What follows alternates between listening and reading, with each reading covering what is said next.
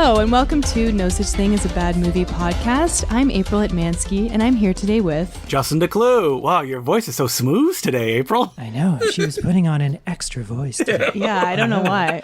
She's been replaced with an AI. Oh my God. No, she's been Gemini'd. No! And Colin Cunningham, I'm here too. He mentioned And Gemini. Colin Cunningham. Gemini because Patreon episode this week is on Gemini Man. I'm getting it up right at the beginning of the episode, you guys. Yeah, subscribe to Patreon while you just open this episode and you're sitting at your computer before you lay back to just listen to this podcast like I'm sure you do every week. Yeah, so actually a bit of housekeeping up front. I know last week we had said that the next episode would be the winner of our bad movie lottery on Patreon. So we'll have a fan pick the episode. But we're going to have to push that to next week because we have something on order in the mail that we have to wait for it to arrive before we can review it. Yeah, so the movie they chose is only available on, what? eBay. eBay? Okay, so... Yeah, you have to watch this movie that I directed. That you have to come to my house to get it. Well, someone's got to review it. So look forward to that. Hopefully it arrives before the next time we record. So instead, we're continuing on the great Canadian train. We just celebrated Canada Day last week with another Canadian classic. Well, a recent classic. It's a classic to me, Ryan's Babe from 2000. Yeah. I mean, it's a classic to you only recently because this film, Ryan's Babe, was never released to home video. It supposedly played locally in Saskatoon a few times on television, but it wasn't until Videonomicon found it in a dumpster while they were throwing out a bunch of tapes.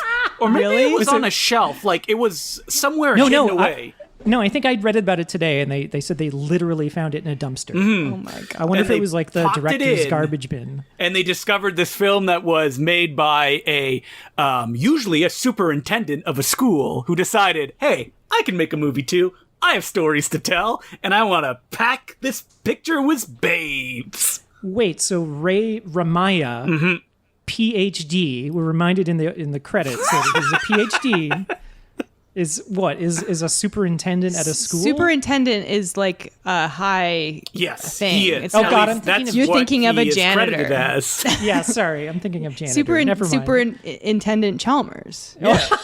Yeah, so he's like the head principal of all the principals. Or sorry, my God. Ryan. Do you think this is based on like kids that, as a superintendent, he kept running into and having wacky adventures? Oh my God. So a little background on how I discovered this movie.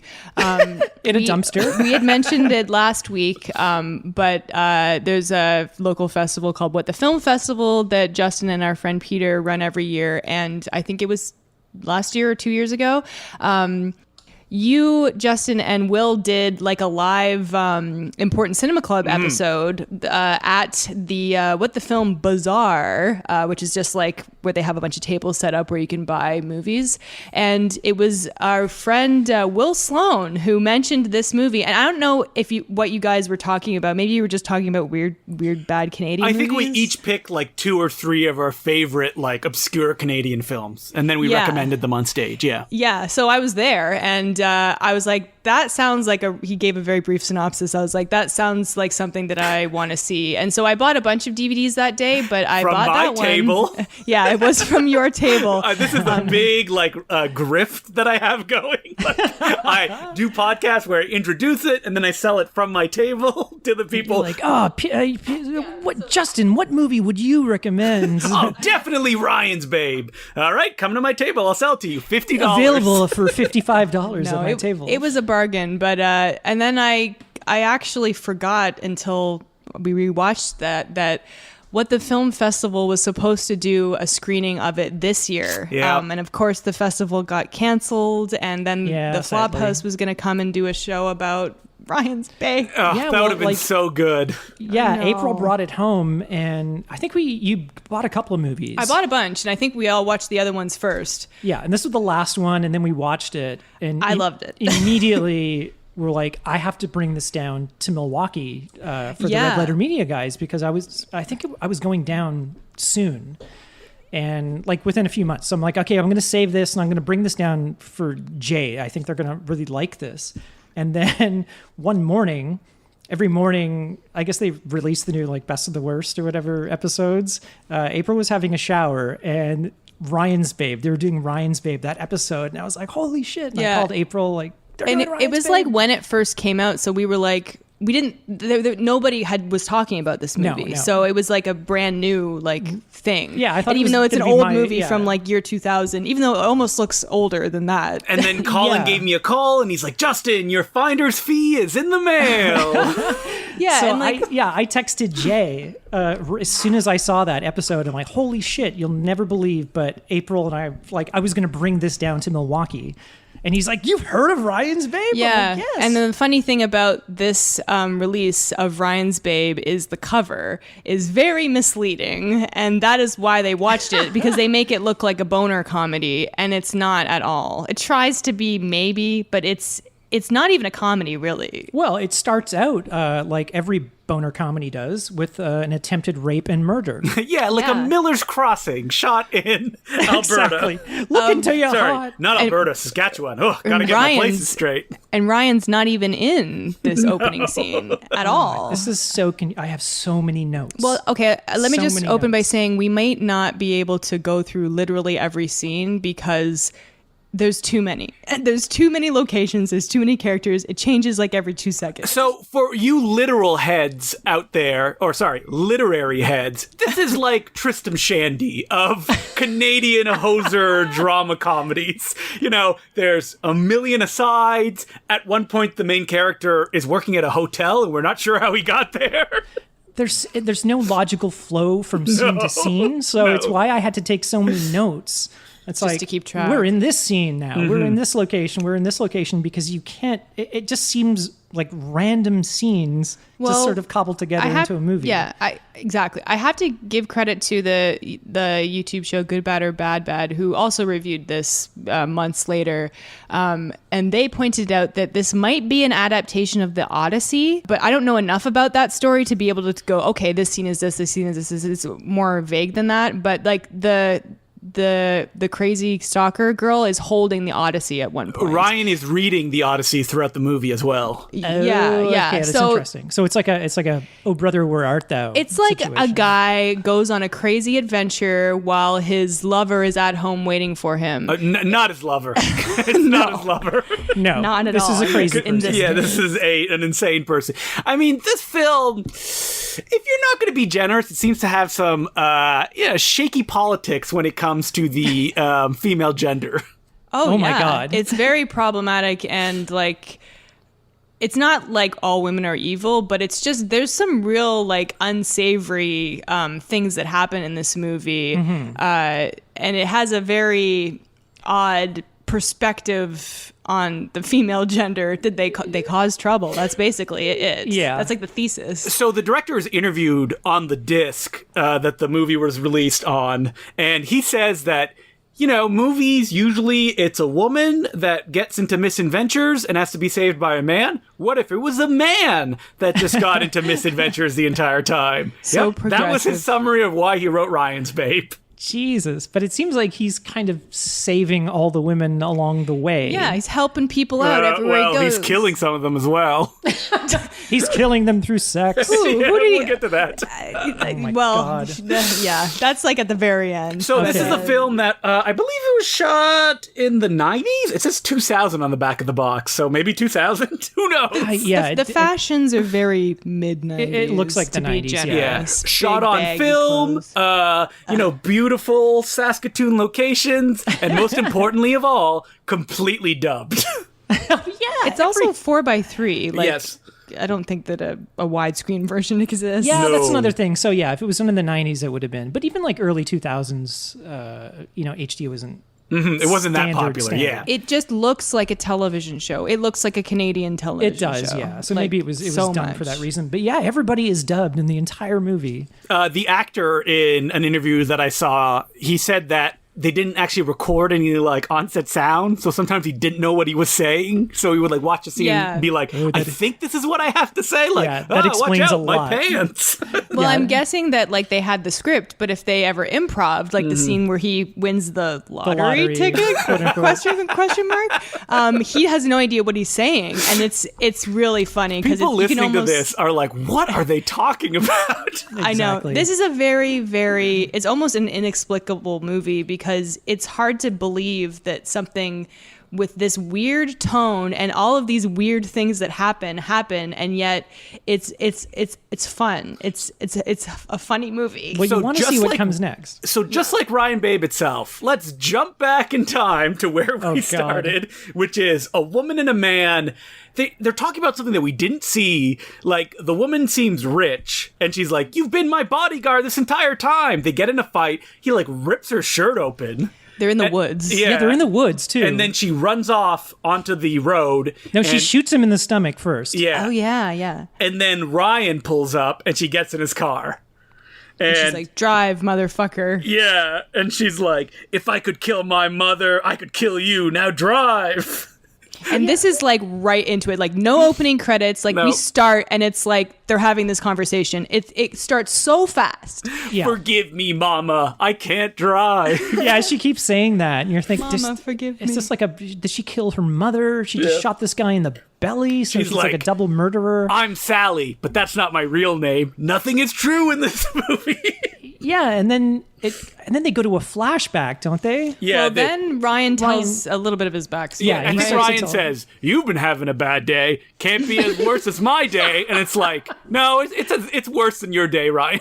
Yeah. Yeah. So Ryan just talks about how he comes from Saskatoon and he's like, well, things started getting really bad when I was in college, and we're Yeah. introduced to his friend Connie, I Well, think her name Ryan is. introduces her in the best way. He's like, "Hi, my name's Ryan.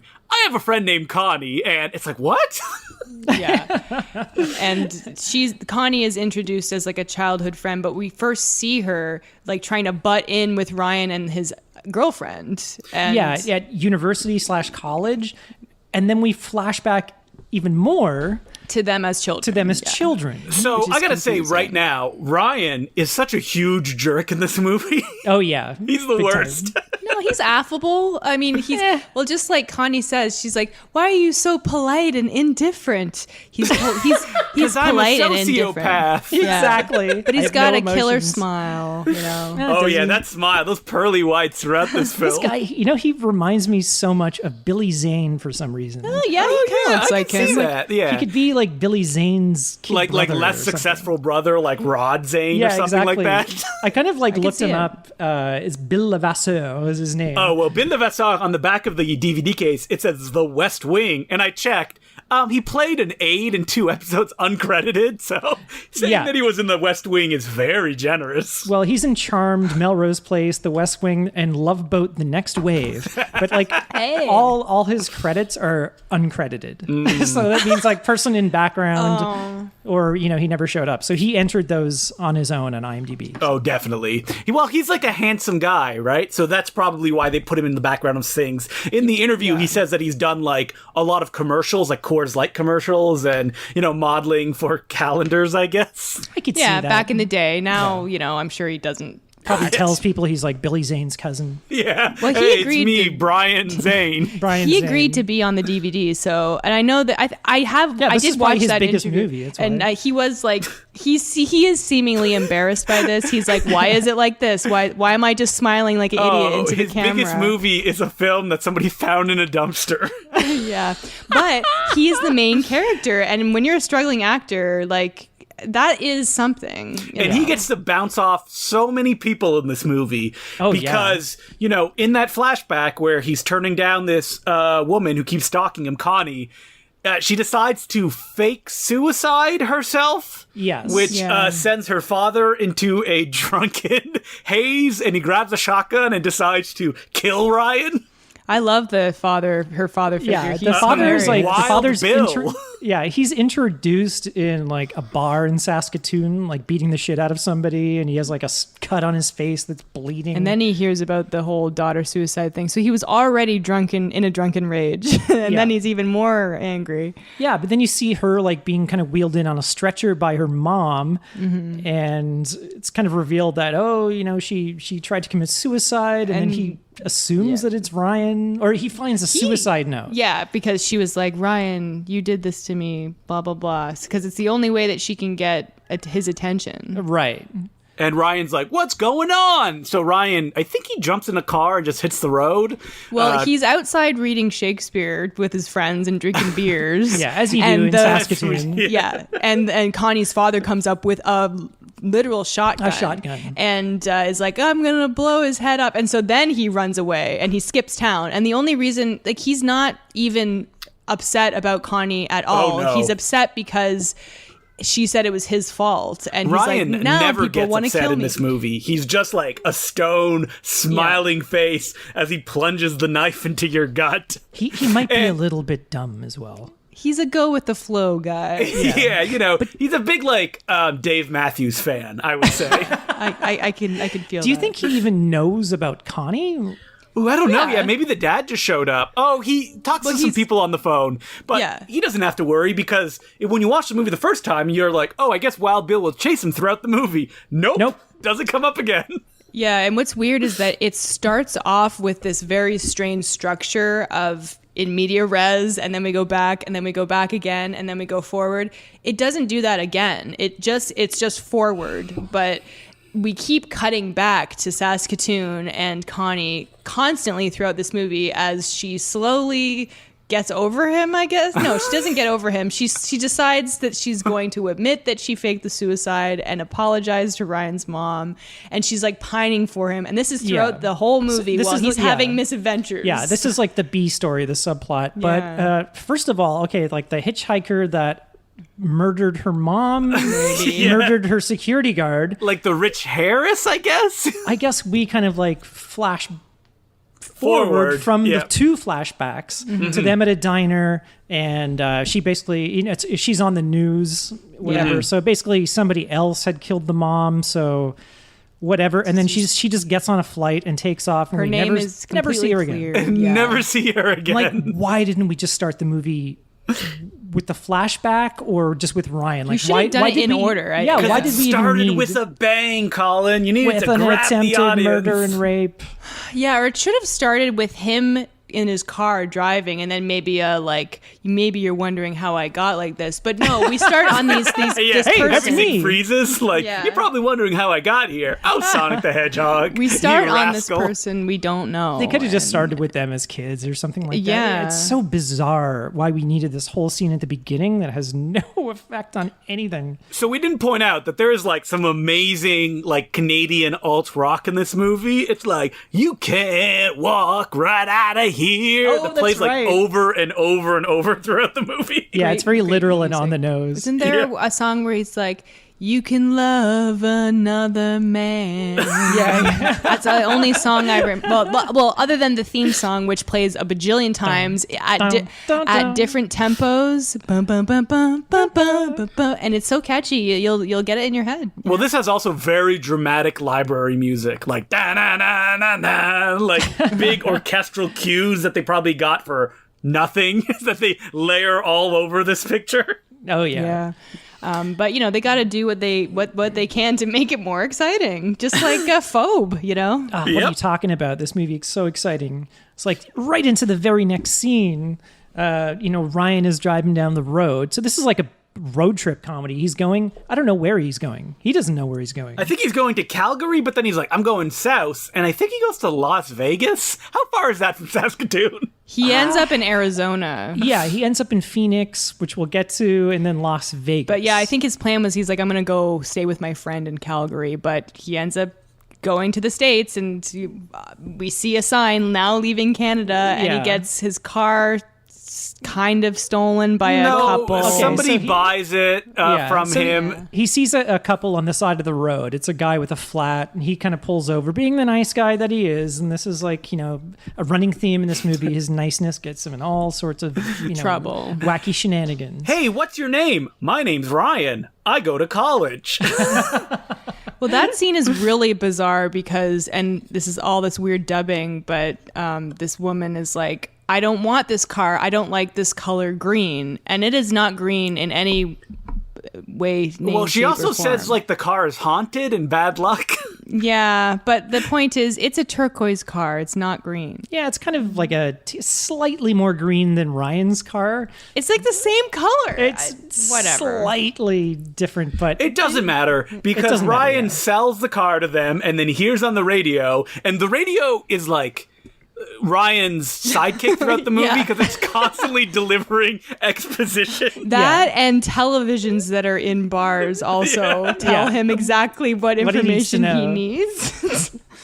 So it's like, watch out for people trying to sell their car because they have fake bills. And he's like, fake U.S. bills. Because he needed U.S. money to go to the States, and then he throws the money at the window. Yeah, so he's driving. They give him like $1,000 for his car, and they trade him for theirs. And he's driving along, hears this, and then immediately starts throwing the money out the window. Yeah, but don't worry, guys. It never comes up in the plot again, like everything in this movie. Yeah, to say that this movie is episodic would be an understatement. And it almost is like, what if this was a television show? A Pilgrim's Progress, if you will. Oh, this would be amazing. It'd be like The Littlest Hobo if it was like a TV show. Like Ryan goes to city, getting abused by women. And at the end, like, he just gets in some other terrible Every situation. episode is another one of these little situations He's that always he gets getting into. scammed or Every taken advantage episode of. ends with him running down, like, the highway in his Canadian boxers. Yeah, that would be the theme song or like the end credits. Yeah. Ryan's babe. Maybe An important tomorrow. question. Which one is Ryan's babe? I'm pretty sure it's don't know. Connie because at the I end think of it the has to be movie, Connie, he calls her babe. So, Yeah, he does. But I feel like it's more like the royal babe. Like they're all his babes. Like Royal babe. everyone wants to be Ryan's babe. You know? April, what was your favorite part of this movie? Well, speaking of the babes, I have to say that I liked a lot, but Connie towards the end of the movie, he starts having visions about her. Oh, yeah. Like hallucinations over the Grand Canyon? Yeah, he goes to the Grand Canyon and he starts reflecting on his life, and he's imagining her, and she's like standing in front of a black backdrop, and She was looks very like Mufasa in The Lion King, like Simba. appearing in the sky. it was very Ryan. Lynchian. It really reminded me of like Mulholland Drive or something Yeah, it like was. that. Because Ryan, you're Yeah. living in a dream within And like a dream. the cheesy performances that she gives especially really reminded me of Naomi Watson in Mulholland Drive. Only in that movie it was intentional, and this Yeah. is not. But like, why is she just standing in front of a black screen? And then they superimpose her like in front of like the Grand Canyon, right? Ryan. That's what happens. I think it like fades in and fades out a couple Yeah, times. but that It's was like just the opening of David Lynch's Dune. Yeah, that's right. It's Where really like and that's how the spice is made. it's like I have no I'm idea. back. No, and she one says, more wait, thing. come back. And one more thing. It was just like so out of left field for a movie that really doesn't have that much like, flair and style. And it was just like, whoa, like what is this? And it was just hilarious. And Yeah. I that moment was just like, it solidified this movie as more of just like, a crazy misadventure. It's like, okay, this movie's bizarre. Yeah, and this is it just keeps going. I don't Speaking even out think of left we're- field, Ryan then gets knocked out because he is mistaken for the son of a mob boss. Yeah, he kind of bumps into himself at airport. he plays his own like double in that scene. It's some real Mulholland Drive shit. Yeah, that too. And then they kidnap him, and then they go to this like vacation resort place. There are so many asides that don't involve Ryan. Like, we watch whole phone conversations between two mob bosses, and you're like, who are these people? Why does this matter? There's like, he's kind of taken to it's supposed to be like a mob boss's house. I guess. It clearly is some sort of resort that's or off season because Yeah. it's empty, and it's also like kind of winter. So Every day is off season in Saskatoon. yeah, there's like a communal bar. You can tell that the upstairs are like kind of cabins because they have bunk beds and stuff like that. It does not look like a mansion, but there's a lot of wood.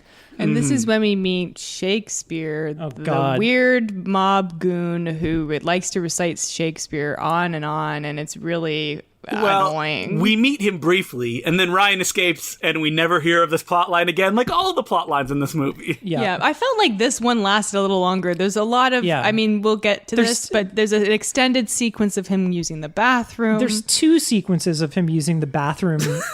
just in this In scene this alone. scene, he pisses and shits so much in this movie. But he's not really shitting that second time. He's just pretending so he can escape. He's pretending he's constipated. So I think in every story, there's the like a classic pissing Captain scene. America move. I'm feeling sick. Can you pull over the car? So, I mean, we do get scenes of like these really, really badly cast Italian mob boss guys talking to each other. And then he jumps out the window and hops a Wait, we haven't truck. we got to talk about this whole like mobster story. Well, So- I don't even do know. we? I don't even know what happens. Well, they kidnap Ryan thinking that he's the mobster's son. And then they bring him back to their like getaway, and then they call the other mob boss and they say, "Hey, we got your son." And then the guy's like, "Okay, hold on a second." He's like, "Hey, check on my son." He's like, "Yeah, he's going to be here in 10 minutes." He's like, "Wait a minute, that's not my son that you've got." So then he sends like a Hummer full of guys. So there's like a gang war, like a mob war. But you never see it. You hear it. Yeah, a lot of things happen off screen in this movie because they couldn't afford to shoot a scene. Yeah, so Ryan kind of escapes from this mansion, quote, mansion/resort, where everybody has like the most hoser accents. Wait, how does he end up in a hotel where then a vigilante group of women want to cut his penis off? I think I remember this. So I remember this. He hops on a truck that's like clearing away like trees and stuff from the mansion, and then he ends up on the side of the road where he's picked up by the creepy truck driver, right? Yeah. Yes. So basically, he's escaping from the mobster's mansion, and then as he's jumping in the truck, we see like a Humvee or another truck full of enemy mobsters driving into the mansion, and then in the background we hear gunfire off right. screen. So he just missed, He just missed The gang like this fight. gang war, and you know. and they're all like old men. They're like 50-year-old men. Oh, for sure, yeah, yeah. So he gets in this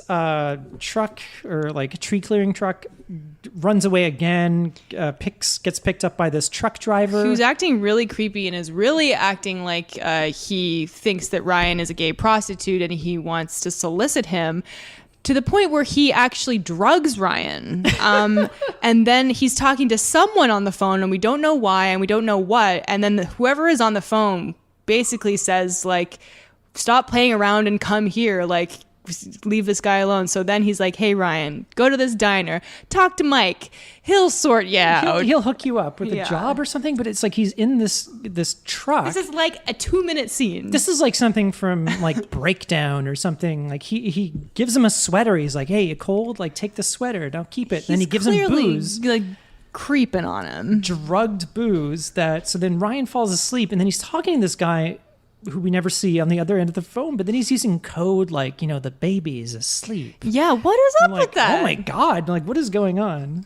So there's something going on, and then we never see this guy again. Well, that's the theme of the movie. All of everybody these- take a shot every time we say, we're not going to see this plot line again. Everywhere he goes, no one comes back except for the stuff at home in Saskatoon. Yeah, so anytime Ryan is knocked out with either a syringe full of drugs or whatever, Or a Mickey. or takes a piss, Take a take shot. a shot. Yeah. You'll be dead. And so Ryan ends up in a hotel room, and the door bursts open, and a bunch of masked women think that he's a rapist. Right, but They're the scene, cheerleaders. the scene before, he is actually now working at the diner. So the truck driver told him to go to the diner, ask for Mike, and then it just flashes ahead like a few weeks where he's a full-time employee now. Yeah, but then when he goes to this hotel room, Mike or whoever is showing him the room for the first time. It's true, yeah. So maybe it was really just like the next The same day or I don't something. know. Yeah, so he's-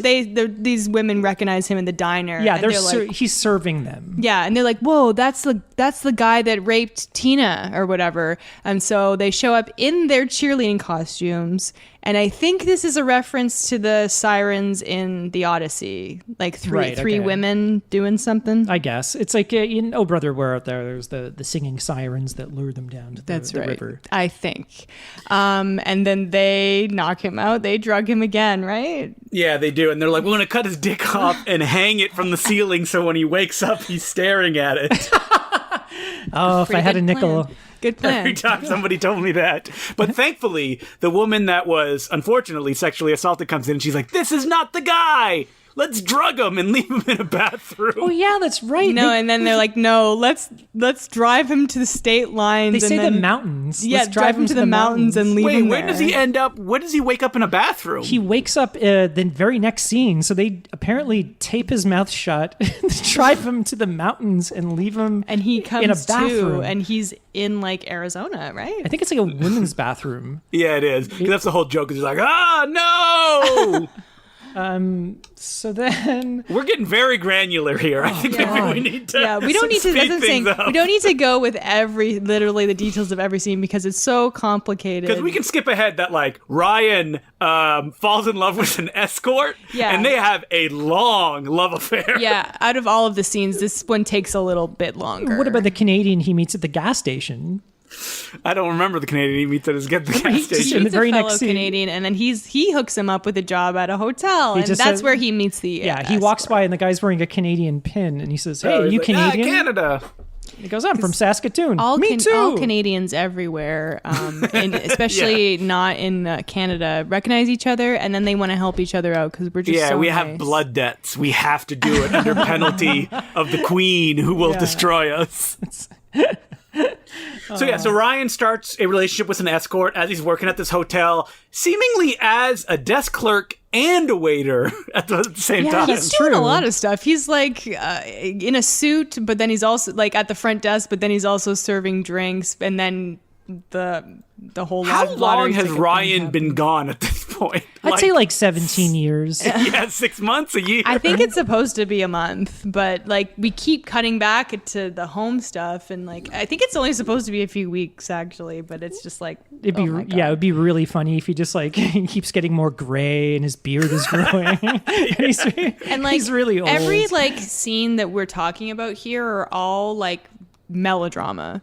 And it's hard to imagine why it's so funny, but it's funny because it's so random and it's so like poorly executed. Yeah, and this hooker has like a child, and then we have hers like is the darkest of all. Really. Yeah, we have this montage where he's hanging out with this hooker and her child, and it seems like in the montage like 10 years pass. Yeah, and he's like the child's new dad. Pretty much. But it turns out her pimp like beat her up in front husband. of the child, and she's traumatized, and you know. Yeah, the cops come and kill him. Oh, the is that husband. what? Oh shit. Yeah, because he comes. Oh god, it's But it doesn't matter because Ryan is not affected by this at all. nope. He has no emotions. Well, The relationship ends, and literally the next scene, he wins the lottery. and he's like, "Woo!" sliding down the banister. I was so confused because I thought that he was happy that like she broke up with him after this horrible thing.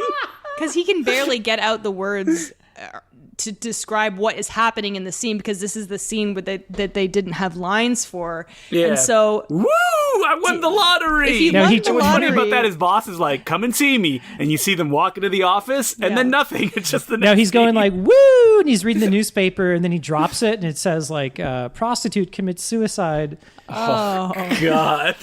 But like it was confusing because it almost seemed like he won the lottery like at where he was working, like it was a casino or something. Because that's why he's like, "Come to the back with me," but it doesn't, and he keeps saying he wants to buy new clothes. I'm going to get new clothes. Yeah. He kept saying that. And speaking of dubbing, like Ryan's the ADR, a real smooth brain type. Yeah, this is one of those scenes that's very, very obvious that the ADR, they had no idea what he actually was saying when they shot it. So he just had to wing it, and it's nothing just, matches up. It doesn't match at all. But of course, as we all know where this is going, Ryan decides to give all his money to his prostitute girlfriend.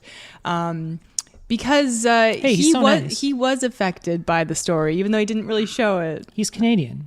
Colin, what was your favorite part of the movie? Oh, God. I really should have thought of this before the podcast you recording. Have one job, Colin. Have you said your thing? No, but I'm saving it for the end because it's the literally last thing that you see in the movie. Okay, well, we can move on to the next scene, and we already just around this time is when he goes to the Grand Canyon. Yeah, come back to me. And Colin, it's easy. All you have to do is when we say something and you laugh, you go, "That was my favorite thing." Yeah. He thinks about his relationship with Connie, and I mean, as we have not overly stated, she is a horrible stalker and a horrible person, and he should not be with her. Okay, I just saw the next scene in my notes, and that's going to be my favorite thing, but it genuinely is. Okay. How does he meet up with the guy who's like, "Hey, become a male stripper"?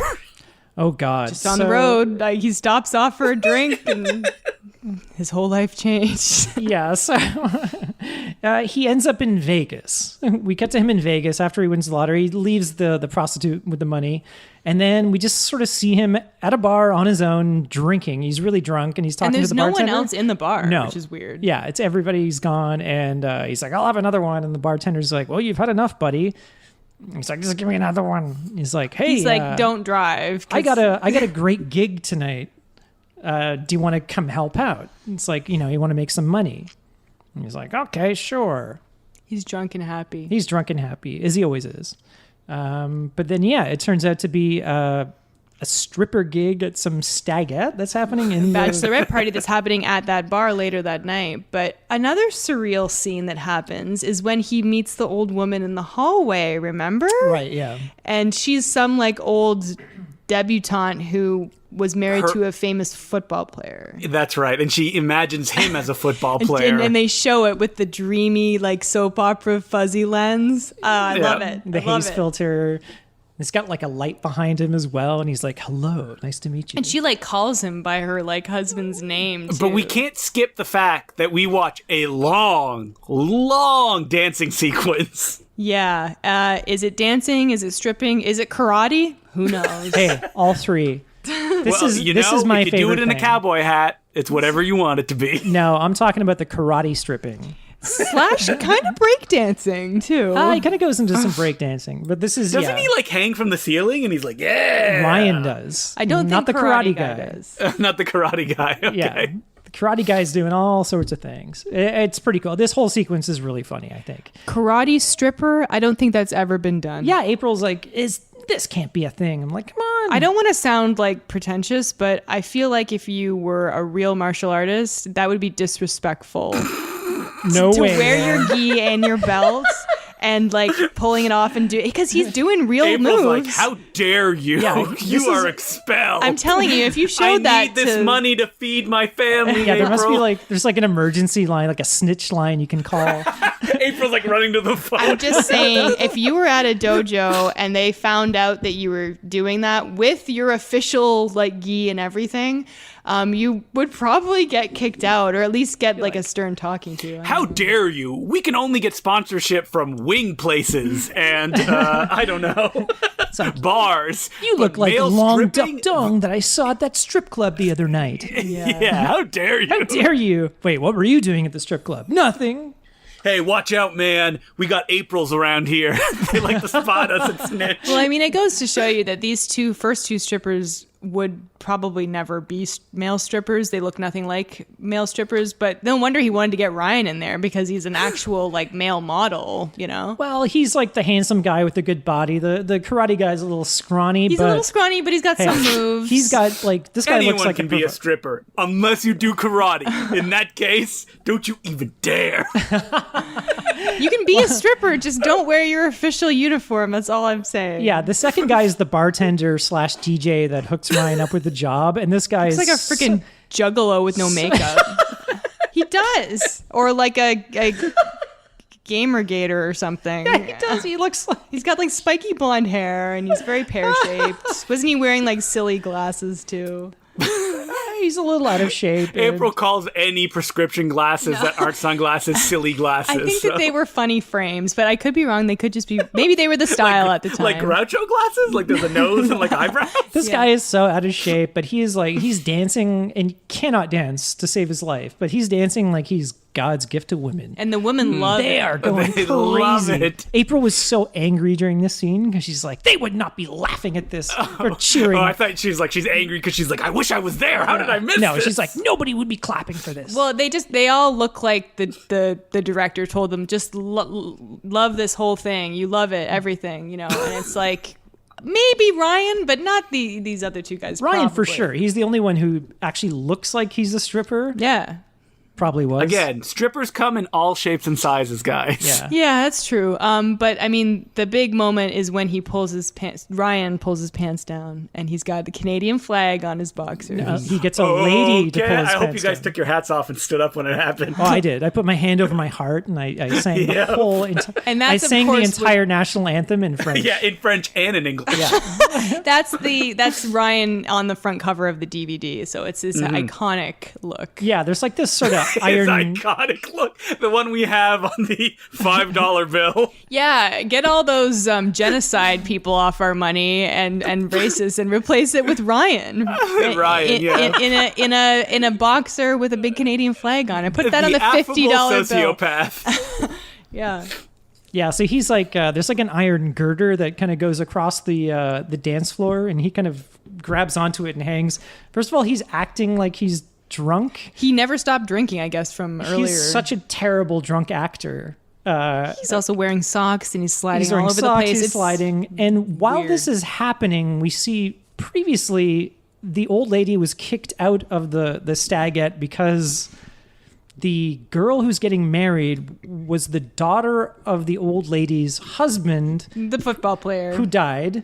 And Yes. the daughter blames the husband's the old her lady, father's death on the yeah. old lady. Says like, you murdered my dad. Kicks her out of the stagette, sorry. And then so while Ryan is dancing, one of the ladies that we see earlier starts drugging his shots, starts pouring like powder. bunch of Ryan white gets powder. drugged so much Yeah, in this he movie. really should have Yeah. kept track of how many times. It's a Pissing lot. and getting drugged is like what he does in this movie. This is like a fetish of the director, maybe. I don't know. Probably, not yeah. trying to throw stones, but it's a little on the nose. It's not a fetish. It's just, it's an easy plot device. Just knocking out your main hero every 5 minutes. Get him to a new location. Okay. Yeah, so she like gives him two shots that very obviously pouring this powder into. He takes two of them and becomes so drunk that she has to drag him off the dance floor, still in his Canadian boxers. And then he wakes up the next morning I think it might be night. Who knows? in the bed with this old lady. So he was just drugged and raped. Yeah, he was. I mean, he's like awake, kind of in bed, but it's obvious that they just had sex, and then he tries to get Well, up, and somebody she's did. like, "You're in no condition to leave." So And the older woman is like, I don't know what to do with my life since Mike died. So that's why I've taken to raping younger men. and he wanted me to stick around until his daughter got married, and now I can die. And and then somehow Ryan dies. falls asleep. I don't think she says, now I can die, does she? No, she gives the whole like tears in the rain speech, and then Something she like says, that. Something like that. time to die. And then Ryan wakes up the next morning. The older woman is fast asleep beside him, or is she? No, she's Gets dead. in his car and turns on the radio. He doesn't care. She died with a smile on her face. Yeah, well, what's really funny is that, like, Ryan's listening to the radio. It's like, an older woman died. And then, like, a big smile appears on his face. Yeah, I don't get that. I mean, I guess obviously they put that ADR in later, but he's And like, I think that, fucked like, her. her stepdaughter is probably not very pleased that her stepmother died on, I assume, like the day before her wedding. Yeah, She's I probably think that's- happy because Well, she hated her. yeah, she but, hated her. Okay, yeah. That's gonna kind of make a tragedy out of your wedding. Oh, they should but- recut this whole movie or like rescore it so like Ryan is an actual psychopath, leaving a trail of Bodies. in his It has wake. like a reference drive like score the entire time. Down, down, down, down, down, down, down. Yeah, I agree. Yeah, So that'd we're work. almost at the end of this movie. Are we? Jesus. Ryan God. calls home because he's had some kind of revelation that he wants to be I've with killed Connie. enough people. Yeah. He wants to be with his stalker who faked suicide. And he calls home and he's like, "I'm coming home." And then he calls his own house and Connie's there and she's like, "Oh, you probably, want to talk to your mom." He's like, "No, stay there. I want to talk to you. See you later, babe." And she's like so happy. She's like crying. And then he pulls a knife from the glove compartment and he looks at it. One last body to my pile. So he's finally on the road, ready to go home. He's so But close. there's one hitchhiker left to pick up. Who looks like a greaser. Like she's wearing like a leather jacket and like a scarf tied. And a Yeah, knot she looks around like some her 1950s neck. like rockabilly chick. And then they get pulled over is she by like- cops. She wants to be an actor. Ryan gets out of the car, and the police are like, "It's the murderer!" And they shoot him right in the head, and he dies. The end. Oh, I wish. No, don't they hear on the radio like "woman robbed bank on the run"? Oh, No, yeah, they I think do. there's another radio. Wait, scene. doesn't she give them the cops the finger or something like Yeah, that? she's Yeah, like she does, fucking yeah. pigs or something like that, and and then they immediately- arrest him. Yeah, she gives the cop the finger, and then they immediately hear on the radio like, "Woman gives finger to cops." And then Ryan gets arrested by the cops. And it's my favorite thing in the movie is like a 3-minute shot of just Ryan smiling. It's like a being knowing, arrested. it's like a knowing, nodding He's smile. looking back at this woman he just met. Why? I don't know. He's like, "I'm in hell. I'm in a purgatory. I will never escape." I guess he's just like, yeah, I didn't learn my lesson. It's almost like women, they're still Yeah. getting me into trouble. But it goes on so long. It's like the ending of Inception or something with the. No, it's like the ending of like a Naked Gun. You know the Police Squad TV shows Yeah. where it's like a fake freeze frame? Oh yeah. Yeah, it is like that. It's like Ryan Baby just smiling. He's like you expect the credits to start to roll on his face. Nope. Yeah, It just keeps going which, and going. By the way, the opening credits, like the opening title, is I think like when we're still like with that heiress at the very, very beginning. Yeah. And it's just like Times New Roman white text, and then same at the end. Yeah, it's it's very Times New plain, Roman. and I think it's right after she shot the guy in the belly as well. Yeah, then we just get Ryan's. It's the most Ryan's Babe. It's unceremonious. very It looks like a weird. work print Yeah, title. it's very strange. Well, it probably was a work print because it never got released anywhere. Yeah, that's a good point. And that's the end of the movie. He Yeah. never makes it home. He never makes it Nope. to the titular babe. Some say that Ryan is still haunting the highways of Saskatoon, Picking up looking for a hitchhikers. babe he will never find. Yeah, what if it turns out the father actually shot him with a shotgun in the very opening Yeah, scene? he died. It's all like the a occurrence at Owl Creek Bridge or something. that would make more what Jacob's Ladder, Yeah. the remake. He died in Vietnam. I am really sorry that I never got to sorry. That was the most Canadian sorry. I didn't do that on Sorry. purpose. A boot. That I haven't gotten to see this with a crowd, and I was really looking forward to that this year. It'll And, kill with the crowd. I mean, who knows when film festivals are coming back? Maybe next year. Yeah, Laser Blast. You should guy it's like the first Laser Blast. Well, it was going to after play as part of COVID-19. what the film festival. Yeah. I think.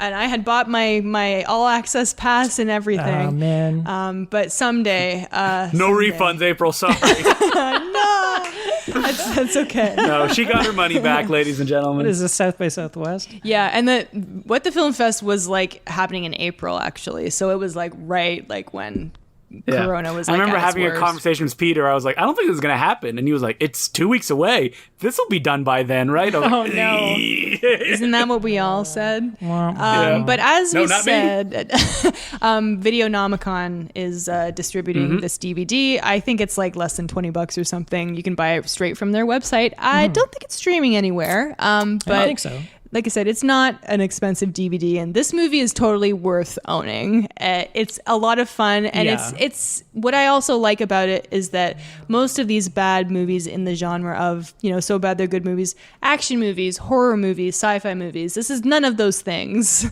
It's not even a comedy. It's a drama, and it's just its own thing. Yeah, it deserves its own genre. It's like a baffling, weird puzzle that you have to try to make sense of. That's also why something like The Room is so special, is that there's not a lot of like romantic dramas that are so funny bad, But it just makes you think of the director, and you're just like, whose mind did this come from? And it's like, like a Neil Breen film. It's like, what is going on? Well, I think he's like mind? an intellectual who I'm sure had never made a movie before.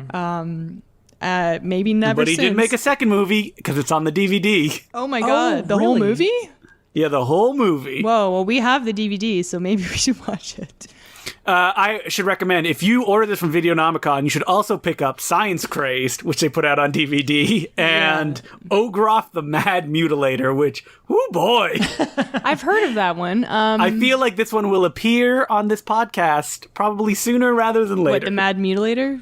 The Mad Mutilator, yeah. It's a famous 80s, maybe 90s, a French movie that has no dialogue and is just a slasher character randomly going around the French countryside murdering people. Sold. Yeah, Yep. That sounds good.